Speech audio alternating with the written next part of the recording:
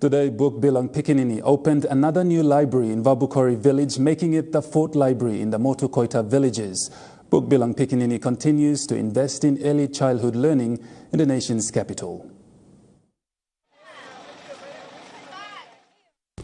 The new learning centre was opened by the chairman of the Motu Koita Assembly, Dadi Toka, Vabukori Women's Development Association President Nyomi Kedia, and steamship's representatives. The official opening ceremony was witnessed by happy parents and children. Steamships, as the main sponsor, was happy to support and continue with the initiative. Be representing steamships. I'm a great believer in education, and especially the early childhood education is key to success and to progress. And steamship is very proud to be supporting Book Bilang Pikinini, another library in Vabukori village.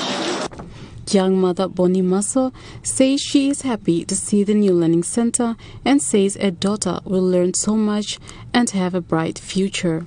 I want my daughter to be someone in the future, so I'm investing in early age in the school. It's gonna help her, and she will become who she wants to be in the future. The first class of the year began today with book readings. Cynthia Maku, National Emtv News. You're watching National Emtv News. More stories after these short messages.